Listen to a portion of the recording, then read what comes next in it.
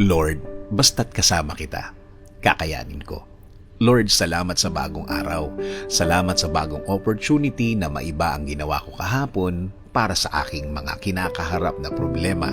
Salamat at nagising pa din ako para makasama ko ang aking pamilya.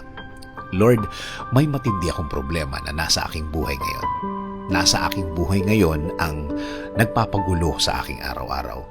Hindi ko na po, Lord, alam ang gagawin. Litong-lito na po ako sa kung ano ang mga dapat na gagawin. Humihingi din po ako ng patawad, Lord, dahil nabawasan ang mga pagkakataon na ako'y nagdadasal sa iyo, na mas iniisip ko ang kaya kong gawin, imbis na kaya mong gawin sa buhay ko. Alam ko, Lord, na natulungan mo na ako noon. Alam ko at natatandaan ko pa kung paano nabaliktad ang sitwasyon at biglang gumaan dahil nagdasal at lumapit ako sa iyo. Salamat Panginoon sa pagkakataon na yun. Kaya ngayon, Lord, lagi ko nang iisipin ang mga biyaya mong ibinigay mo sa akin noon at iisipin kung paano mo ako natulungan at gumaan ang lahat sa akin noon. Kaya Lord, iibahin ko na ang aking araw-araw. Biyaya at presensya mo na ang aking focus. Ikaw at ikaw, Lord, ang magiging laman ng aking puso at isipan. Ikaw at ikaw na lang ang aking iisipin. Panginoon, alam kong darating ulit ang tulong mo sa akin. Alam kong magiging magaan na naman ang aking araw. Alam kong mas maaliwalas ang mga araw na darating.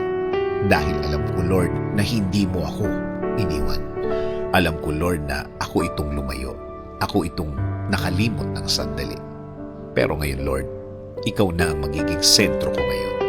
Ang mga pangako mo sa akin na tutulungan mo ko sa tuwing may problema ako, ang aking iisipin mula ngayon.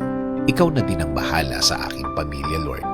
Ikaw na po ang sumama sa kanila sa lahat ng pagkakataon. Gawin mo ding safe ang kanilang mga araw ngayon. Please bless them today, Lord. Ikaw na din po, Lord, ang bahala sa aking bayan, ang aking bayang Pilipinas. Ikaw na, Lord, ang bahalang mag-lead sa aming mga leader. Ikaw na po ang mag-alis ng masama sa kanilang mga isip at maglingkod ng buong puso sa aming bayan.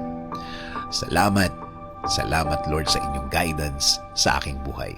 Patuloy niyo ipatupad sa aking buhay ang inyong magandang plano na ikagaganda ng aking future. In Jesus' name we pray. Amen.